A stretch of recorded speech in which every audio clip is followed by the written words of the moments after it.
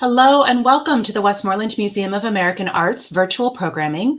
I'm Anne Craybill, the museum's executive director and CEO. And although we are gathered virtually, I do want to continue a practice we began when gathering in person of acknowledgements. The Westmoreland Museum of American Art is situated upon the traditional lands of the Adena, Hopewell, Monongahela, Delaware, Shawnee, and Seneca Cayuga peoples. We honor all of the indigenous nations and their land with great gratitude and acknowledge the genocide and continuous displacement of indigenous peoples. We also acknowledge the enslaved Africans whose labor built this country during the colonial era and beyond.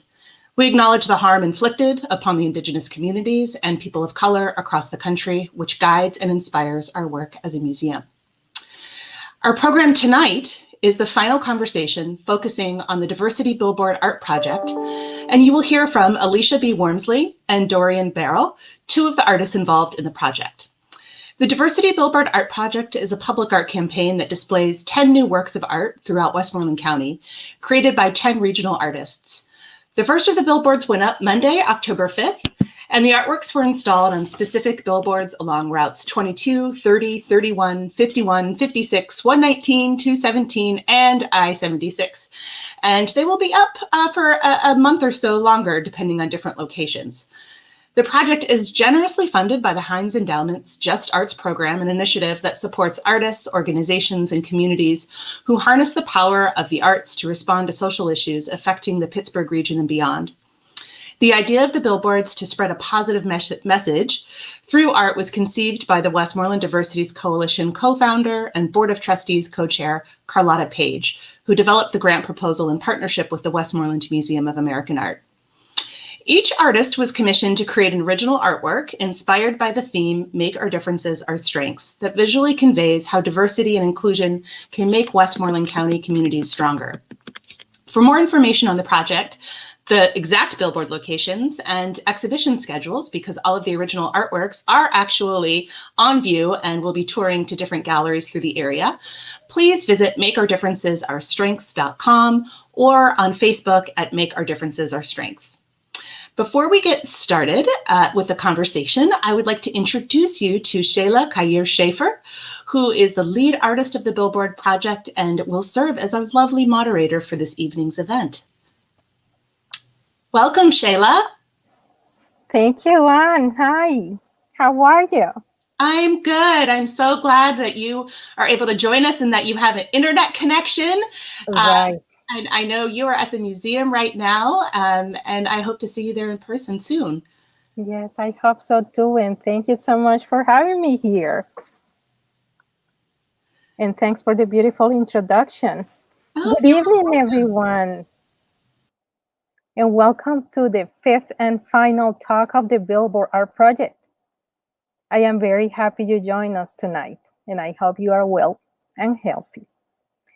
Our featured artists today are Alicia Wormsley and Dorian Vero. They will share with us insightful details about the creation process and their practice. Welcome, Alicia and Dorian. Hey. How are you? Hey, Shayla. Hey, Dorian. Hey, sorry, I was muted. So good Always to see a thing. You. Yeah, so good to see you. It's good to see you too. So we are going to, Alicia and Dorian first are going to talk to us a little bit about their work for the project. And then we're going to have a conversation, and then you can ask all the questions that you wish. So who's going to start? Alicia, can you start? Yeah, of course. I'm actually going to go kind of backwards in time. So we're going to start with the finished product. Okay. And then we'll see. So this work, I started There Are Black People in the Future in 2011 as a project of experimental films and then objects. And I'll talk a little bit more about that. But for this particular billboard, I was, we were in the midst of a pandemic, and I actually honestly was really stuck. I had planned to work with young people. That's like my forte. If you know me, I'm always, I've been on the ground, after school programs, teaching artists, educator, all that. And so during a pandemic, it was really hard for me to like figure out what to do. And I had,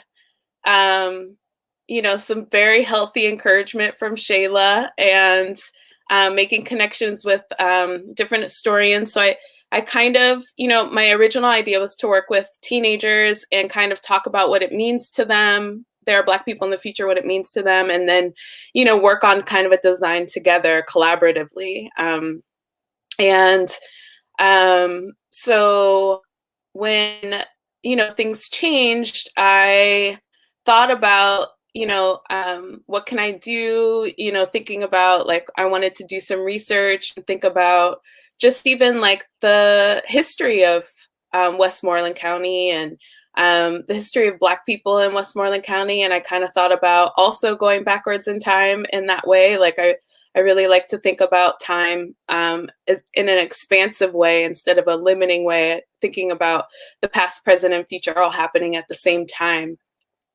So, so the history, so the past is the future in a sense. And I was able to connect with some really lovely people at the Historical Society, Westmoreland Historical Society, and was able to find, go there and spend some time. And one thing I will say, just, when I went into the Historical Society, the books on the shelf, they have those historical, I forget what they're called. It's like Images of America. It's a series where they have like every county, every town. You can do it, if you're an historian or a photographer, archivist, you can actually like apply to make one of these books, and they'll print, and I looked through all of the county books, and most of the books had maybe, if they had one image of an African-American person in them, and it was usually a preacher in front of a church. And some of them didn't have any images at all. So, which is like, how could that even be true? How could that, so I went and was helped and basically just was given all of the information that they had. I did some research. I also went to Heinz Historical Society, called them, and just found, a series of images and stories about the history of African Americans in Westmoreland County. And I found out some like really amazing things. There was a theme park, what are they called? Amusement park, Fairfield, which I had read an article about actually before. And so I was kind of specifically, I actually started my search there. I should have said that. But that, at a time like the amusement park in the city was segregated, so a family started this amusement park, and they had roller coasters. They had like, maybe 6 rides at one point. And now it's a historical space. It's a historical park. But like all of these things, like, just learning these different things about different societies. Teenie Harris spent a lot of time in Westmoreland County. Like he had commissions to go and take photographs there, and just different families, learning about different families and the history of African Americans in Westmoreland was really amazing. It was I loved it. I love looking at old photographs. I love photographs. So it actually turned out to be a great thing. And you'll see that this actual design is similar to a few other designs that I've done in the past. I wanted to stay in par with the work that I'm doing. You keep going.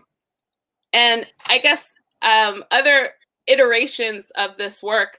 This has been kind of a big year for There Are Black People in the Future because I have another fellowship with the Monument Lab, and talking about basically we're just in discourse about the sense of monuments, and that's a big topic in around globally right now of like who we actually are holding in memorial, who we have these monuments for, and you know, typically these monuments were commissioned by the people that are on the statue, and you know, because they were like the richest people, they were the industrialists, they were the you know, the colonizers, and so really rethinking that, and so you know, thinking about There Are Black People in the Future because of what happened with the billboard in Pittsburgh. I've really been thinking about how can I disrupt that monument model, and one way is to allocate funds, just the way that Shayla put this project together, and she's supporting 10 artists, you know, and financially, this is also just another way. This is a window design in Kansas City, and there's a we put the billboard up there, and then we also were able to support 10 artists to design, to work on designs for this window front of the Goethe Institute in Kansas City. The next slide. And then this is the billboard in Kansas City. So just even, I'm thinking a lot about like just the structure of things and how you can distribute money to more people in a more equitable way. And I think that, you know, I wanted to show this example because I think it's very similar to what Shayla and the group that has done with this project. The next slide. So if you don't know the story of the billboard, this is in East Liberty in Pittsburgh. And a colleague of mine, John Rubin, had a project called the Last Billboard, and it's the billboard on the top of the building, that you see rails at the top of the building. And we put There Are Black People in the Future on that billboard, and there was some discomfort from a few of the developers in the neighborhood. They felt like it was ambiguous, and it put people against, you know, them against us, which I'm not sure who them are and who us is, but so the billboard was taken down and the city protested. You know, there were a number of protests about it. You can see in this image, this is a image of a woman. There were replications. Vanessa German commissioned a number of yard signs to be made. Artist Image Resource printed posters, T-shirts, like, you know, in protest of this text being taken down.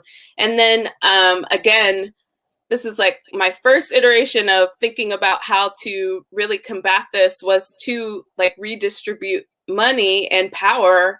And so I started a grant program and gave out 10 grants to 10 artists and activists in the East End of Pittsburgh to use think about the text, There Are Black People in the Future, and their pre-existing work. So a number of things happened from that. And I'm just like thinking about, you know, this as a model. Next slide. So this is, as we are going back in time with this project, I originally started this phrase because I was making these kind of sci-fi films.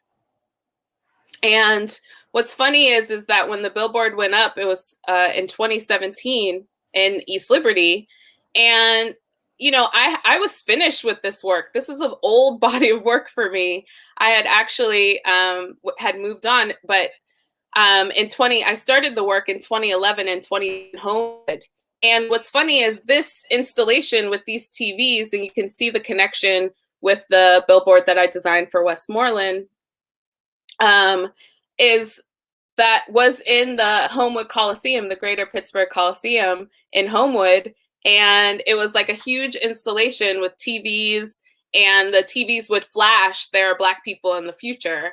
And I had other videos playing and kind of this whole sort of sci-fi body of work in this installation.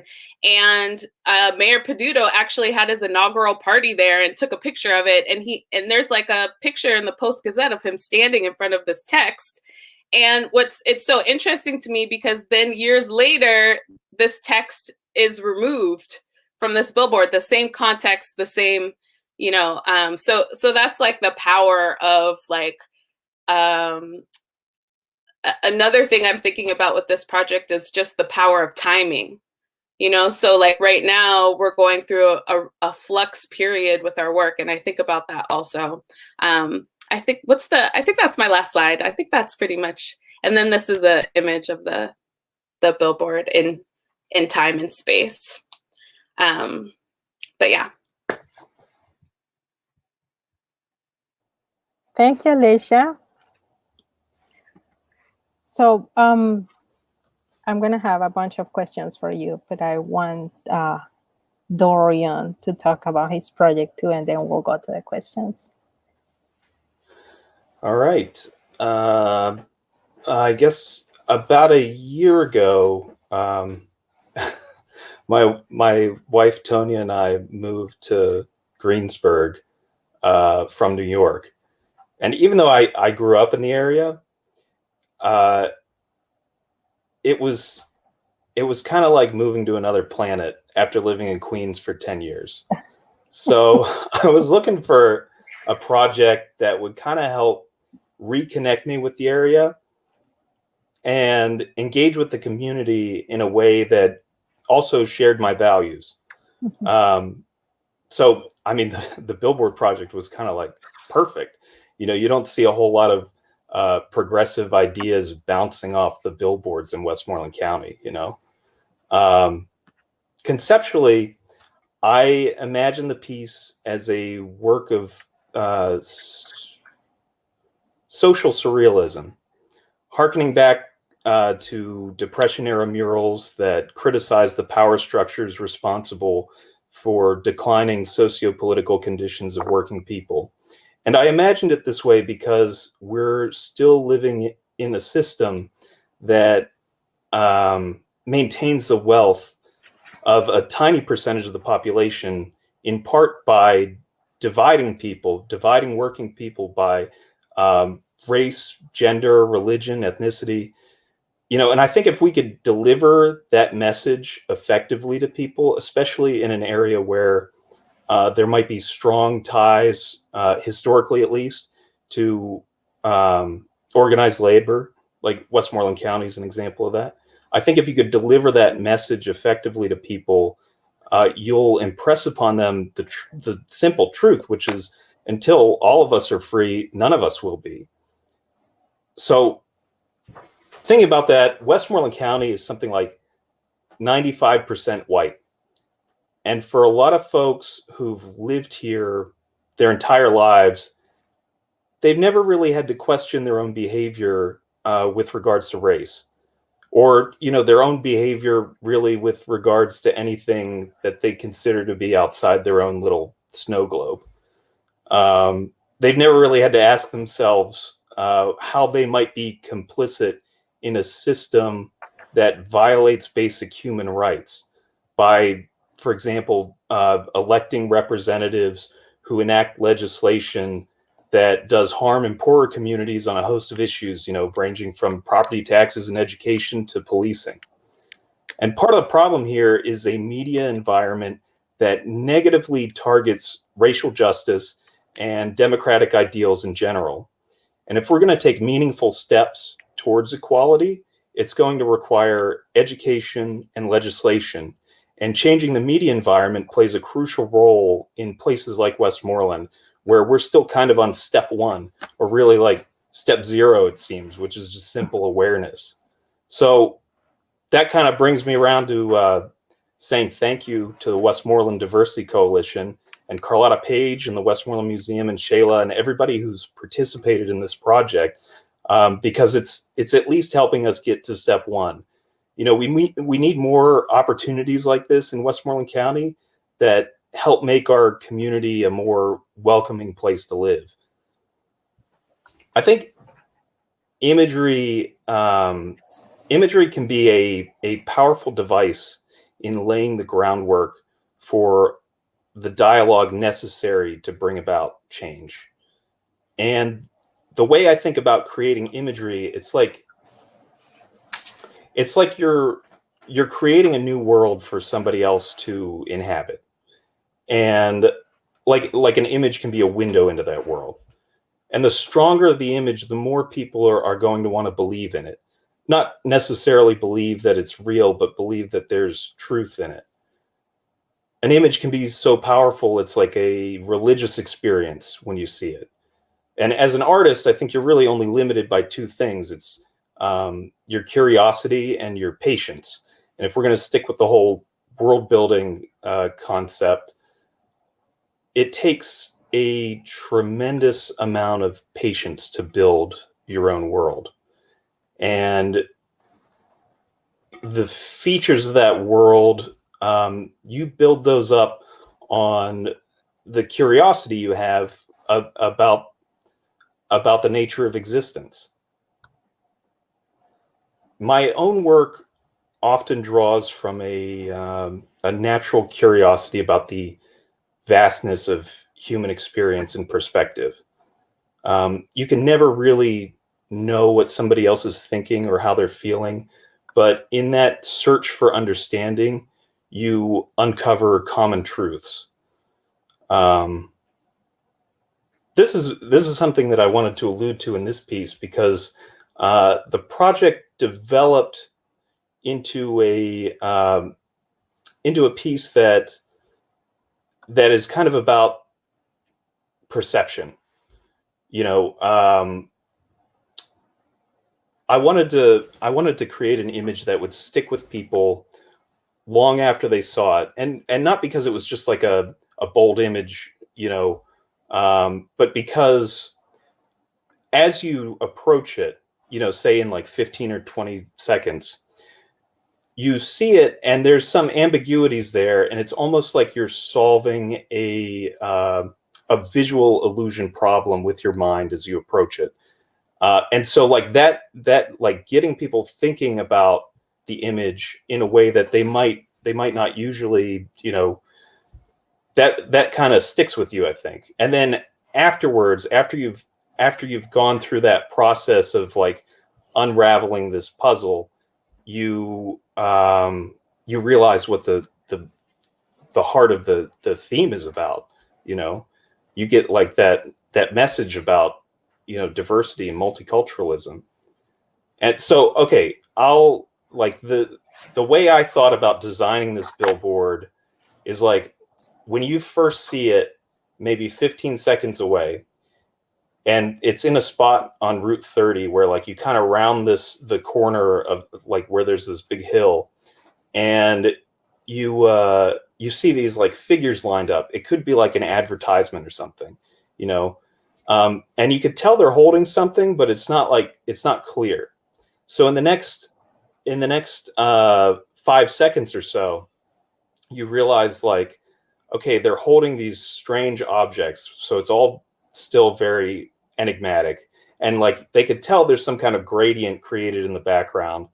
And then in like the last maybe 5 seconds, you realize that there's all this detail embedded in that gradient, and they're actually like in front of a cityscape. So like my thinking was it's like they were, I guess, solving a visual puzzle by closing the physical distance in their cars. And I don't know. I guess that's it. When I was reading about your work, your proposal, I remember you mentioned solidarity, right? And that's the message that you wanted to portray also with this work. And can you tell me how that reflects? Because I see it like there are different races, they're having these objects, and what is the meaning of the objects that they have? Well, you know, the objects, it comes from I've always been fascinated with ancient art of all different cultures, because what's left to us is kind of like a puzzle piece. You know, you have the when you have like a piece of ancient art, it's like you're trying to figure out like the blank spaces. You're trying to like fill in the blank spaces or invent meaning for what might be today kind of obscure iconography.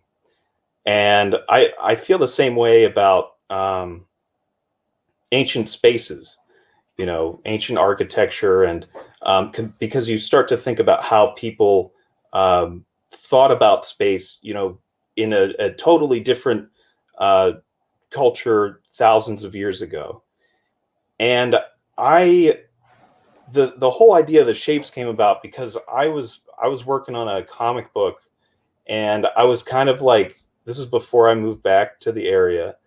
I was looking for settings to have like the characters in this comic book, and I like came up, like I looked at Google Maps and saw like New Florence, and there's this like peculiar hill there, you know, it's just like there was something about the landscape that made me feel like there was something older there than just the town and the coal factory that's presently there.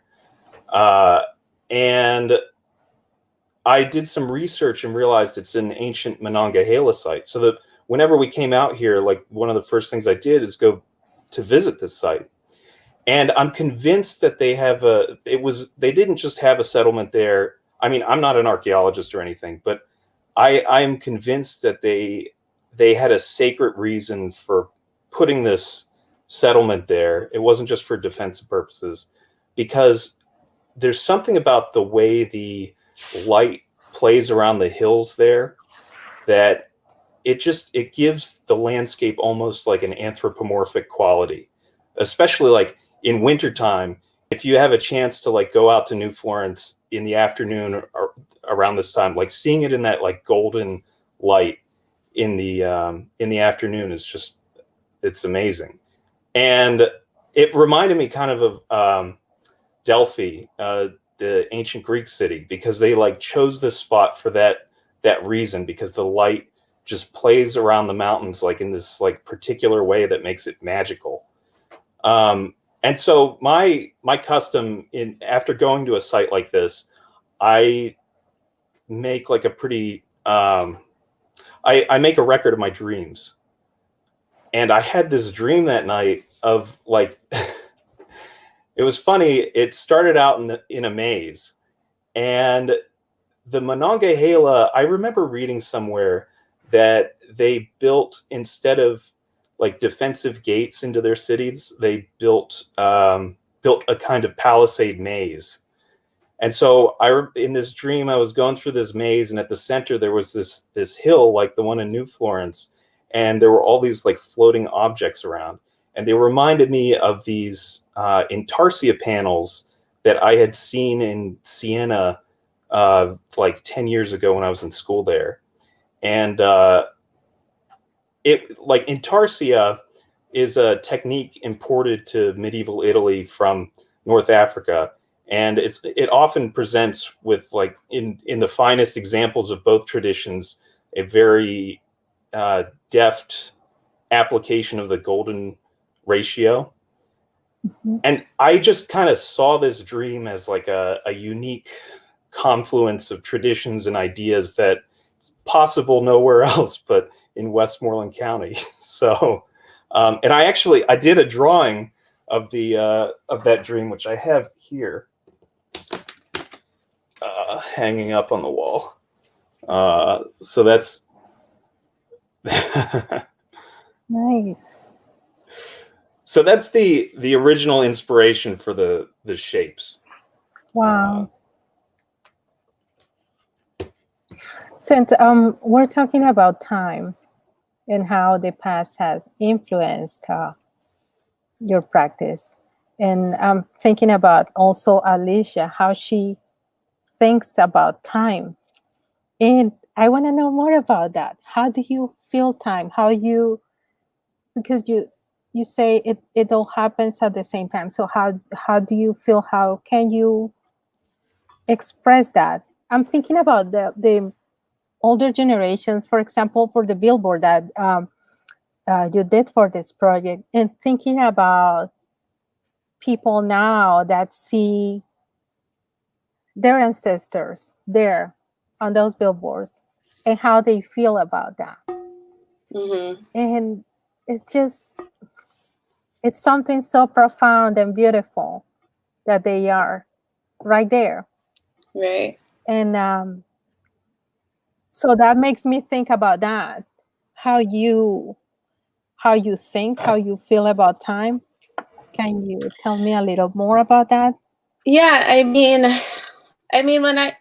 when I just even in the statement, like there are Black people in the future is like a present statement, you know, like it's all synchronicitous in a sense. It's like you know, what's happening, like what for us as a species, a human species, is happening, you know, has happened before, it's happening in the future.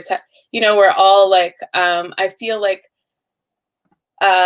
we're all kind of working through and healing through, you know, ancestral joy and ancestral trauma. And like, you know, the people on those billboards, the people on that billboard, the images are, you know, that came to me,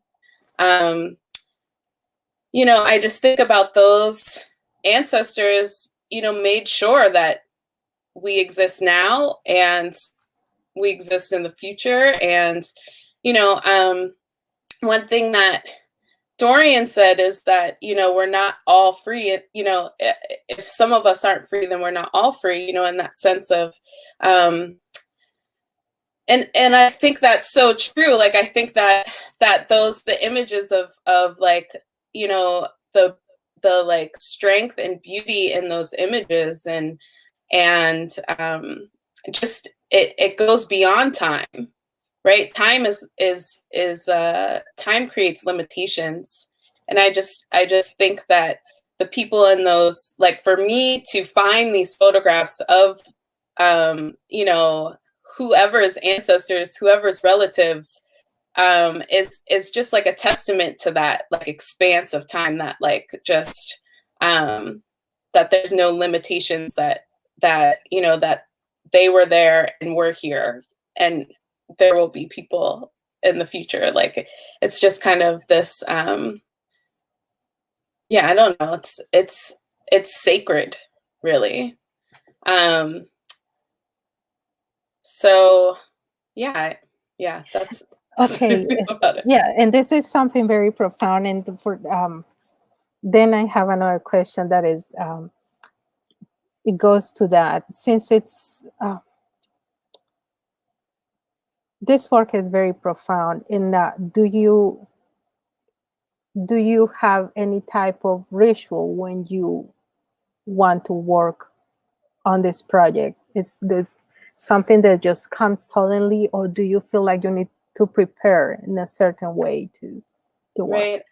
I mean, there's definitely, like, I have my own rituals, like in my own space, but there are things that like come to me, like, again, this expanse of time, right? Like, just in the beginning of this project, I like, when I first started There Are Black People in the Future, when I was making these films in Homewood, I was thinking about, you know, me being there as a child, and then my mom telling me, like, you know, when I was in college, I would drive by here, you know, her roommate in college, you know, grew up in Homewood. And she's like, and there would be, you know, all of these homes were so beautiful. Everybody, you know, like, and there were so many people and families and kids running around and businesses, and like, just like the like information. So when I started collecting objects, and I would print on them. I would collect the objects and I would take them to my studio, and then I would, you know, kind of do this ritual. I would like hold the objects. I would, you know, really think about them. Even just, you know, some of the things were like trash, were where, you know, I found like a broken iPhone. I found, you know, I pick up like containers of things, but I also found like earrings and beads and like all kinds of things, like treasures, you know, and I would take them and hold them and think about them, and I would stamp the Black people in the future on them, just like almost in this way of sci-fi. It felt like it made me feel like I was a part of some sci-fi story in a sense, and it was also in this like very sacred ritual space of marking things, of feeling connected to objects in a way of releasing, you know, someone's DNA is on that object, someone held that object, and then people started giving me objects, and those are real treasures, right? Like they saw me walking around, and they're, you know, like, and you know how, I mean, I don't know if you know this, but I always think of Pittsburgh as like the hoarding capital of America. Like, you know, when I was a kid, people had so much stuff in their houses. Like I really noticed it because my mom was a minimalist. So I would go to people's houses and they would have like TVs on top of TVs. Like the old TV was the table for the new TV, and they would have boxes, and like, you know, you go through their basements, and I just thought it was like so like treasure, you know, just like I thought it was amazing. Yeah, that was something new for me too, because coming from Colombia, we don't even have basements. Yeah. So you cannot keep that much. And then Yeah. you get here and what? It's Just exactly the way you said. silly things. Yeah, people built garages to put stuff in. Like they're like, right. Oh, we can't, you know, like I just, you know, growing, I'm just like, this is amazing. And so people would give me like boxes of things, like, oh, I saw you, like, and they'd see me and I tell them what I was doing and printing this, and they, you know, get really into it and bring me objects and things like, and they're, you know, they are treasures. They're like things that, you know, hold energy and hold spirit, and like, so I felt like I had to really take care and really like do like write by these images and hold them, and then I would encase them in resin, and so that they would last. You know, they had this kind of sensibility to them. So, and then with the there are Black people in the future. I mean, even with the images that I took for the billboard, you know, I've you know, gone into this like kind of practice where I use like metal leaf and like just kind of let intuitively like lay metal leaf around different images and images I've taken. And then I also did that for these, even though I didn't put it in, I didn't like, I did it for these images, even though that's not what it looks like in the billboard, because I decided that it looked better to just leave them. And I wanted like the people, like if someone saw their family members or ancestors, I wanted them to have like a clear, like this is them. Even I did that as like a ritual, as a practice, and you can see that in the exhibition. Those images are there. Yes. And can you tell me that very moment where you thought of there are Black people in the future? That moment that you thought, this is the message, you know? Yeah. How that came to you? What were you doing? How did that happen? Yeah, it was kind of, I mean, it's a lot of things, right? Like I moved back to Pittsburgh for a residency with the Warhol Museum. I didn't know I had been living in New York for 10 years.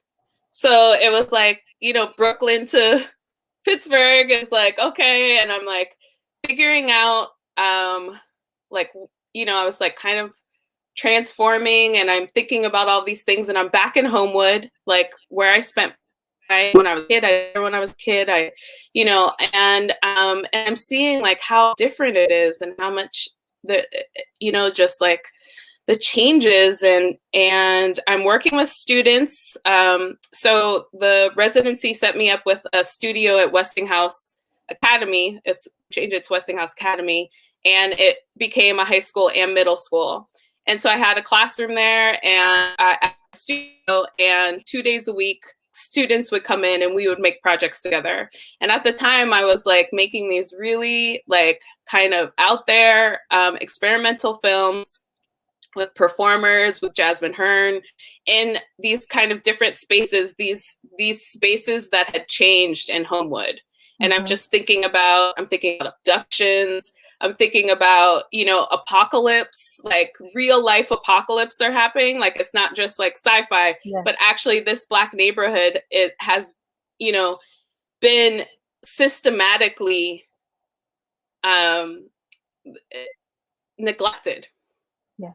And is surviving.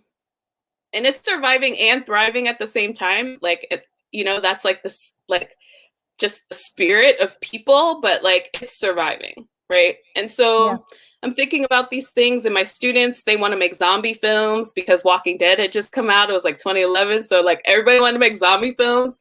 And they were like, okay, so we're walking around and they're like, oh, this is perfect because this right here, because it looks like an apocalypse, or it looks like, you know, a zombie apocalypse or whatever. And I'm like, this is our neighborhood. Like, you know, like why does it look like this? And like, we have to talk about this. And so I'm thinking about that. And then I'm also trying to show them like movies that inspired me, sci-fi movies, and I'm about like Dune and Blade Runner and all these films, and there's no Black people in them. And I'm just like, oh, I didn't even think about it. Like, I'm like, this like, we're not in the future in these films even. Like, where is our like place? And so, and then of course thinking about like consistent violence against Black people, and like just like what, like just like the constant surviving that is happening. And I'm just talking to my partner and I'm ranting, and I'm like, what am I gonna do? How am I gonna talk to these kids? You know, this is so effed up. And then I'm like, you know what? There are Black people in the future. I just said it. And my partner was like, that's a really good line. Like, it's like, you should write that down. And so I did, and then I started writing it all the time. I wrote it all, put it all over my studio, and then, you know, then I'm talking about it with the kids, and I'm putting it on these objects, and I'm, you know, and it just became something that, you know, it just like grew from there. And I started making these films, and and it just formed itself in a sense. Wow. So it took that moment like for you to think of all those movies and there was no representation, and that is amazing. Yeah. Except Star Trek. Let's just like keep it real. Star Trek's holding it down. But that's it. So that's awesome. and then moving forward, I'm thinking of the Billboard and the people that didn't want there are Black people in the future, as they didn't want to see that. And then it became a movement. Yeah. So. Yeah, that's time, right? That's ancestors. So that's like out of my control. It had nothing to do with me even, like in its own, it you know, yes, made a life for itself. It made a movement for itself. Yes. And I know this this phrase, there are Black people in the future, has been like not only here but also in our countries, in other areas of this country. How do you think that was received, or how do you think it was? Do you think it was more needed, or how was the context in those different places? Was it any different from here? Well, it hasn't gotten taken down anywhere else. That's for sure. And I mean, this, you know, typically I feel for the most part, maybe just like I have my own protections and boundaries around me that, you know, I don't receive as much negativity as I, you know, as started. But I mean, I've seen like things, comments on the internet, like, this is ridiculous, everyone's in the future, or blah, you know, like things like that. Like, why? But for the most part, people, you know, most people are like really supportive, and like it's a space of joy. And I really think about it also in the sense that, like, you know, there's the Combiner Collective, you know, they talk about, you know, they have this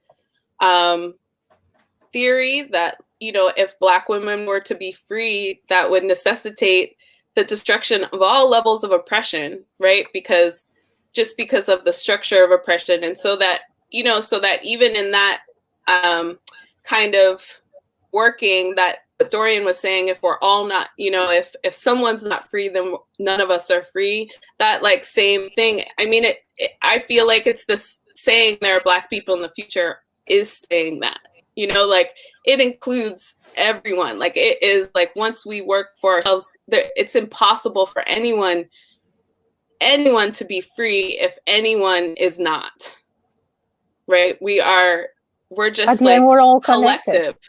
It's a collective. We're all connected. Yes, that is totally true. So thinking about all that is happening here, I know we still have a lot of work to do, but I see some progress now. So how, and this question is for both of you, how do you see this area in about 5 years?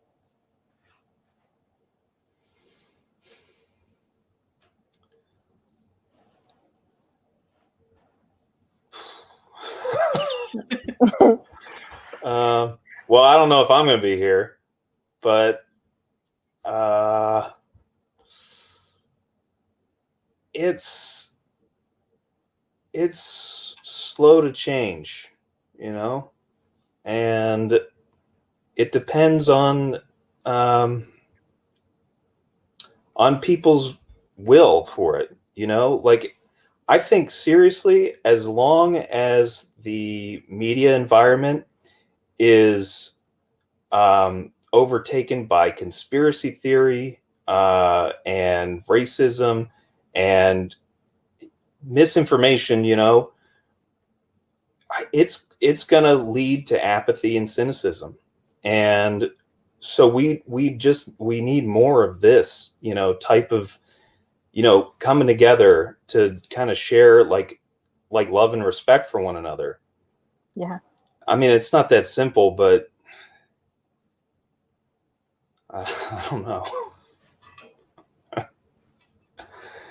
Are we positive about the future?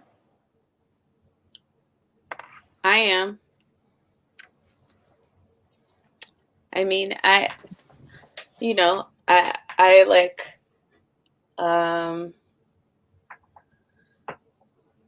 I feel like all the things that feel like a lot of the things that are happening now in this world are, you know, it's going to be hard. It's not going to be easy, of course, but at least we're attempting to see things differently, to try things differently. I think we at least understand, maybe not all of us, but a good amount of us are starting to realize that this, the way things are now, just doesn't work. It doesn't work for anybody. It really, you know, maybe like, and even that like 3% who have all the wealth, like, you know, they're like, you know, it's not like they're happy or that they live forever or anything like that, you know, like it's like we really need to like I think if we really think about a more equitable existence would create less pain, less crime, less this, less that, less this, less this, less this. You know, it would just be like a better world for all of us. We would, you know, be able to take care of the planet in a better way, treat it with more respect. There's just like so many things that I think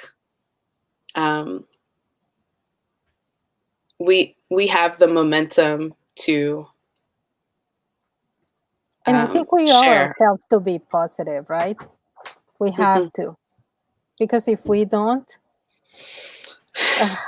it's so good to hear that optimism. I think, you know, maybe my pessimism is just like being stuck in this tiny studio for the past year, but at least you have a studio. Yeah. You can go to mine. Yeah, that's important. It's the little things I think we have to. The very, very little things. Oh my gosh, it is tiny. I couldn't It's even a good tell until optical you did that. illusion.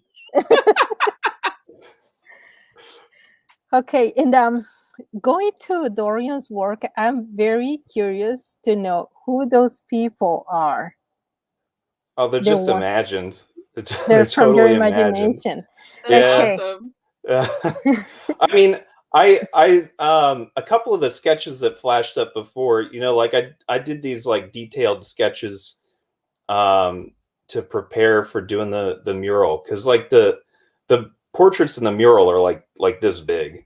Like actually this stuff is all like way bigger than, you know, that's larger work than this is just like printed out to like so we like have an image of the final work so we can see all the details. Okay, those details are amazing. It's amazing. Yes, and you compare those to fingerprints, but they're more than fingerprints. I want to know the meaning of them, and I know you work kind of like different scales and different shapes according to, you know, what you're working, the hair, the pen? face, the yeah, it's like an ink, like a quill. A quill, yeah. Quill, yeah. Wow, they're unbelievable. it's incredible. Thank you. Thanks. I mean, the meaning, it's similar to like how I was trying to describe like coming up with the idea for the shapes. You know, like a lot of stuff is just like comes from dreams, or it comes from like a part of your consciousness that like it's weird how, for example, in a dream, you know, you can encounter somebody and they will totally surprise you with like what they say to you. It's like a part of your consciousness that is somehow doesn't seem like it's connected to you, you know? So a lot of this stuff is almost like, I don't know where it comes from. It's,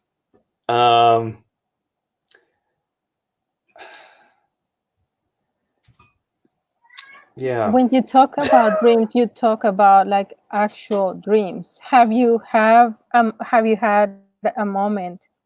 I don't know if perhaps this happened to both of you. There's a moment like when you're not like fully awake or totally asleep, and you feel like your ears are in because you stop listening, you stop hearing the outside world, and it's like your mind is in a different level.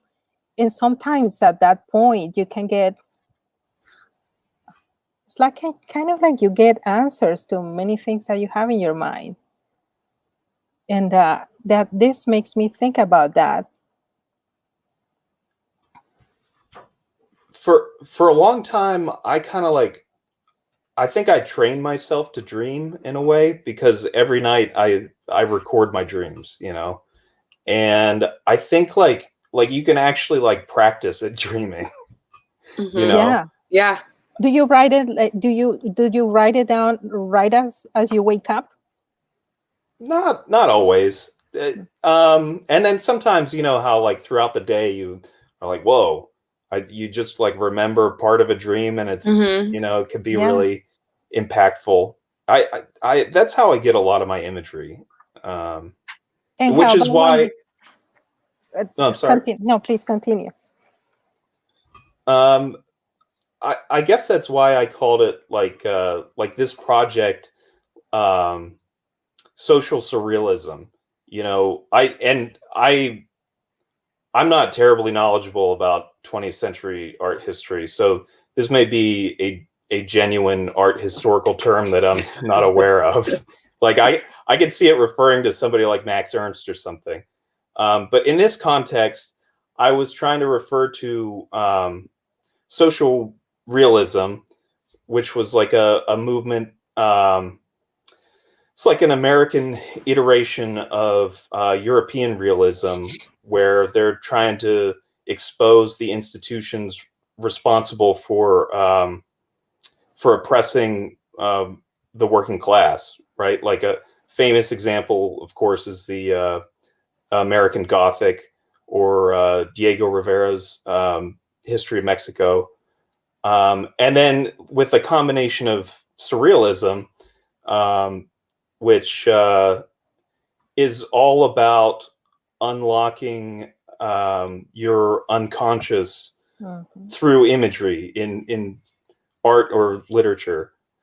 So I kind of saw it as like a mashup between those two things from a century ago.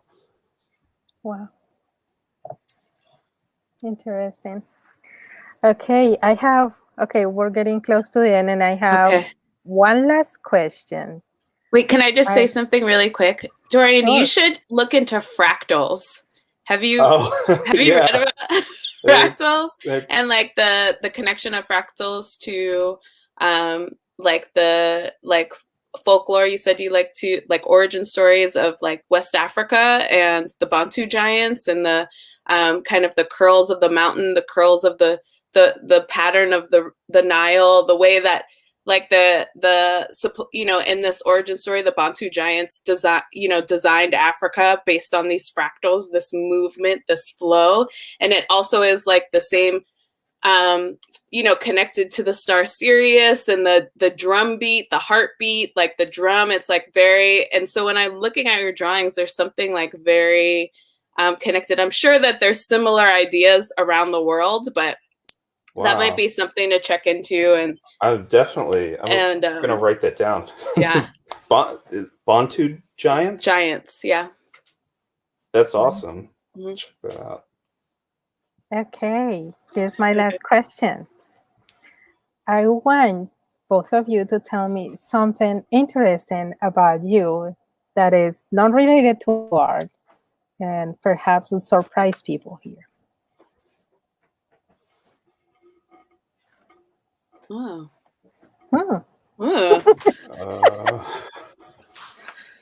Surprise people. I'll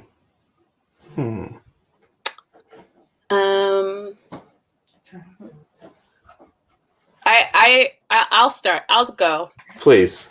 I like since I was a little kid, I've seen spirits. When I was very young, my great grandmother, I saw her body and move around. Like I've had this like experience of like seeing spirits like in my life. For when I was before I knew I was pregnant with my son, and I saw this like kind of orb or thing like around my my knees. And I was like, what's going on? And then like, for some reason, like, then I knew I was pregnant, like that was like the spirit of my kid. Like there was like these different things that I've like experiences or feelings that I've had in that way. I'll share that. Thank you. Yeah. I love that.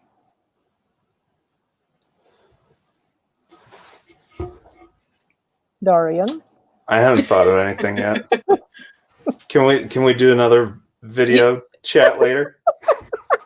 Something ghosty. I was ghosty. You have something ghosty? You wanna? I am not like into ghosts or paranormal stuff so much. I don't know. Paranormal. You are into spirits though. The way you talk about like landscapes and the way you talked about that area where you with the mountains and the snow and the that's very, very sacred. You don't realize it yet. Yeah. Yeah, I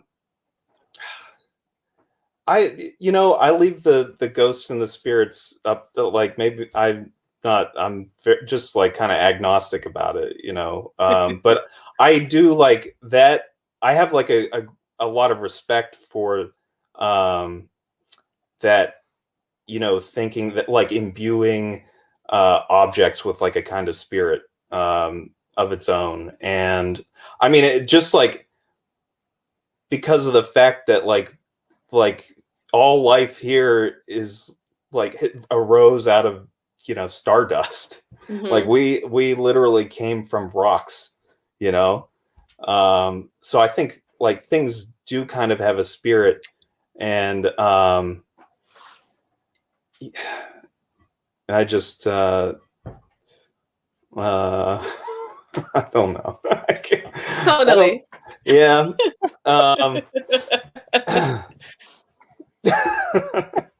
You went there. You went there. You went to Stardust. You're there. I got a little cosmic. Then you to admit that you actually believe in it. Okay, and with this, we're gonna close our fifth and last conversation. Thank you, Alicia. Thank you, Dorian, for Thank being you, part of the Shayla. project. Thank you so It much. has been an amazing experience to know you, to stay in touch with you, to see the process of your work, your creation for this project, and for being part of, you know, it's a dream to bring a positive perspective about the difference between people in the week to Westmoreland County, and to think that we can welcome everyone despite and because of differences, and that everyone deserves respect. So, and thank you everyone for being here with us. Thank you.